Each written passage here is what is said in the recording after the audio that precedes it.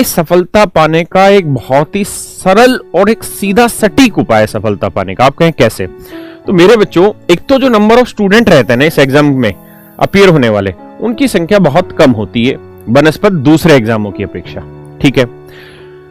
दूसरी चीज ये है कि अगर आप एक नॉर्मल स्टूडेंट नहीं, आप एक बिलो एवरेज स्टूडेंट भी हैं, यानी एक बिल्कुल एवरेज से भी कम आपका गणित है, और एवरेज से बारे में आपको एक्सप्लेन कर दूं कैसे कैसे हम पढ़ाने वाले हैं, कैसे चीजें चलेंगी और क्या क्या तरीका होगा पढ़ाने का। आज हम वो सारी बातें कर लेते हैं। ठीक है। तो देखिए यार दोस्तों, ये जो हमारा बैच है ये सीडीएस का बैच है, कंबाइंड डिफेंस सर्विसेज, और इसमें मैं केवल मैथ की ही बातें करूंगा, केवल मैथ के बारे में बात करेंगे। और मेरे बच्चों 2020 फर्स्ट में एक ही पेपर हुआ है 2020 में, जो कि मार्च में हुआ है। सेकंड पेपर अब नवंबर में होना है। तो आज से मतलब पीछे जब से सीडीएस का एग्जाम स्टार्ट हुआ है तब से लेके 2020 फर्स्ट तक के जितने भी पेपर हैं, यानी हम लगभग अगर ऑन एवरेज काउंट कर लें तो पिछले 10 साल की बात कर लें तो हर साल में 2 पेपर होते हैं सीडीएस के। एक सीडीएस फर्स्ट बोला जाता है, एक सीडीएस सेकंड बोला जाता है। तो हम दोनों पेपर की डिस्कस करेंगे, यानी अगर हम 10-12 साल को उठा के चल रहे हैं तो इन 24 पेपर का डिस्कशन करेंगे। हम ये कह सकते हैं इन 24 पेपर का मतलब हो गया, मतलब एक पेपर में अगर हमारे 100 क्वेश्चन एवरेज लेके चल रहे हैं तो 2400 क्वेश्चन पे हम यहाँ डिस्कस करने वाले हैं। हमारा जो उद्देश्य है, ठीक से होगा सर? हाँ, ये एसएससी के लिए 100% बेनिफिशियल है।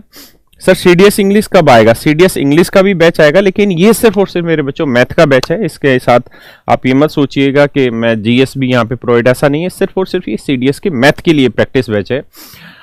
और जैसे इस समय हालात चल रही हैं तो मैं आप सबको 2-3 चीजें साथ में समझाना चाहूंगा। और चूंकि आज पहली क्लास है हमारी, तो मेरे भाई यूपीएससी आप भी जानते हैं एक रेपुटेड बोर्ड है, बहुत एक बढ़िया सी रेपुटेशन है।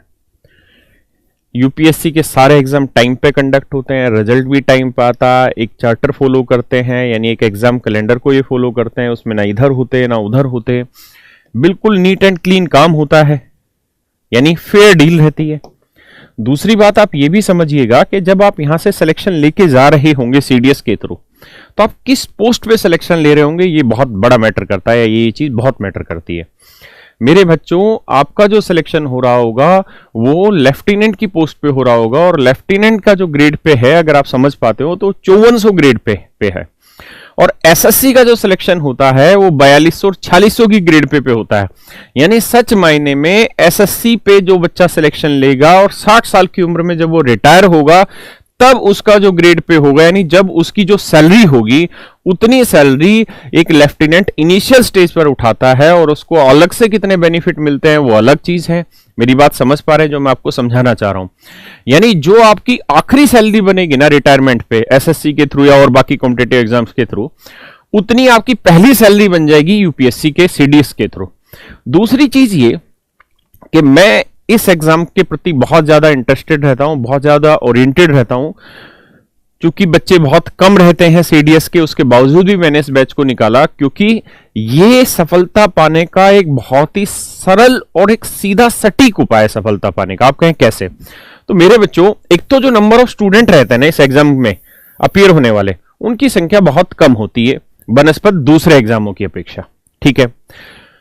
दूसरी चीज ये है कि अगर आप एक नॉर्मल स्टूडेंट नहीं, आप एक बिलो एवरेज स्टूडेंट भी हैं, यानी एक बिल्कुल एवरेज से भी कम आपका गणित है और एवरेज से भी कम आपको ज्ञान है, तब भी मैं आपके साथ गारंटी लेता हूं कि आप सीडीएस का एग्जाम क्वालिफाई कर लेंगे, 100% क्वालिफाई कर लेंगे, और बहुत सारा सिलेक्शन आपका सिर्फ मैथ के बेस पे भी हो जाएगा।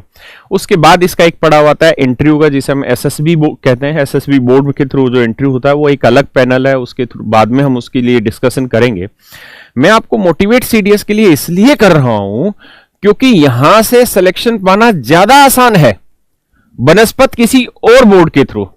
आप यूपी बोर्ड के थ्रू चले गए और आपको यूपी सब इंस्पेक्टर का एग्जाम क्लियर करना है, पता चला आज ने आपने नोटिफिकेशन देखा, 3 महीने बाद या 2 महीने बाद आपने फॉर्म फिल करे, फिर एग्जाम हुआ, फिर रिजल्ट आया, फिर अगला एग्जाम, फिर रिजल्ट, फिर पेंडिंग, पता चला 3 साल लटक गए। यहां ऐसा है ही नहीं। यहां नवंबर का एग्जाम है तो मतलब नवंबर को एग्जाम है, 1 महीने के अंदर अंदर रिजल्ट आ जाता है, उसके तुरंत बाद रिजल्ट आते ही आपका एसएसबी डिक्लेयर हो जाता है, एसएसबी का रिजल्ट हाथ किया दे दिया जाता है। यानी सच मायने में यहां तो 6-7 महीने में ही सिलेक्शन हो जाता है, और इससे बेहतरीन कोई पोस्ट मुझे तो लगती नहीं है। क्यों? क्योंकि अगर आप समझेंगे, मान लीजिए आप यूपी में सब इंस्पेक्टर सिलेक्शन हुआ आपका, तो यूपी पुलिस के अंदर, मैं हर एक की बात कर रहा हूं और ये चूंकि डेमो क्लास है तो हम सारी चीजें डिस्कस आज ही कर लेते हैं। यूपी पुलिस की बात करें तो पुलिस के अंदर 2-3 तरीके से एंट्री होती है। पहली एंट्री होती है कांस्टेबल लेवल पे, दूसरी एंट्री होती है सब इंस्पेक्टर लेवल पे, तीसरी एंट्री होती है जो डीएसपी लेवल जो एंट्री बोलते हैं, जो यूपी पीसीएस के थ्रू जो एंट्री होती है, हाँ है ना, और चौथी लेवल पे जो एंट्री होती है वो आईपीएस की एंट्री होती है, जो यूपीएससी के थ्रू होती है। यानी आप अगर यहां पे सिलेक्शन ले रहे हैं तो आपसे ऊपर बहुत सारे लोग हैं, हाँ है ना, आप मैक्सिमम टू मैक्सिमम यहां पे जाके रिटायर हो जाएंगे। आप अगर इनकम टैक्स इंस्पेक्टर की बात कर रहे हैं, अगर आप इनकम टैक्स इंस्पेक्टर की बात करने लग रहे हैं तो भी यही सेम चीज है। आप यहां से असिस्टेंट की तरह सिलेक्शन लेते हैं सीएचएसएल के थ्रू, उससे पहले आप एमटीएस से सिलेक्शन लेते हैं, यानी और भी नीचे रहता है, एमटीएस आता है, उसके बाद असिस्टेंट आता है, उसके बाद फिर जाके आईआरएस आता है, हाँ है ना। तो यहां पे भी आप टॉप मोस्ट पोस्ट के लिए सिलेक्शन नहीं ले रहे होते। लेकिन अगर हम आर्मी की बात करें मेरे भाई, अगर हम आर्मी की बात करें, और देखिए ये पीडीएफ पे पढ़ाने का हमने आज पहली बार ये सोचा है, तो थोड़ी सी हो सकता है आपको कंफर्टेबल ना लगे चीजें, लेकिन 1-2 क्लासों में ये चीजें समझ आएंगी कि इसका फायदा क्या पीडीएफ के थ्रू पढ़ाना, मतलब इस तरीके से। अगर हम आर्मी की बात करें, मैं एक ही चीज को लेकर समझाता हूं ताकि आप समझ पाए। अगर हम आर्मी की बात करते हैं मेरे बच्चे, तो आर्मी में 2 ही लेवल पे एंट्री है। पहला तो जिसे हम जीडी बोलते हैं शायद, ठीक है, जिसे सिपाही बोलते हैं, है ना, एक तो वो एंट्री, और दूसरी जो एंट्री है वो हमारी एनडीए और सीडीएस के थ्रू एंट्री होती है। और यहां जो एंट्री होती है ये लेफ्टिनेंट पोस्ट के लिए एंट्री होती है, और इससे ऊपर कोई पोस्ट ही नहीं है डायरेक्ट रिक्रूटमेंट का। यहां पे कोई आईएएस आईपीएस नहीं घुसता है। आर्मी में, एयरफोर्स में, नेवी में कोई आईएएस आईपीएस नहीं घुसता। यहां सीधा जहां आप लग रहे हैं वो सबसे डायरेक्ट एंट्री का टॉप मोस्ट लेवल होता है, और आप इस पोस्ट के थ्रू आर्मी चीफ की पोस्ट तक भी जा सकते हैं। मेरी बात समझ रहे हैं? तो 1000 मायनों में ये पोस्ट अच्छी है।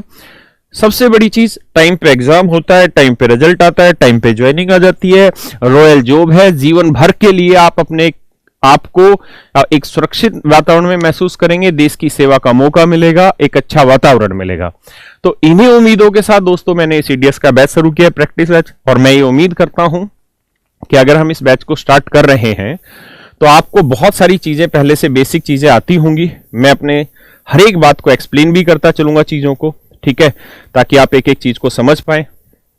अगर कुछ जगह पे कोई दिक्कत आती है तो आप अपने कमेंट के थ्रू अपने डाउट मुझसे पूछ सकते हैं।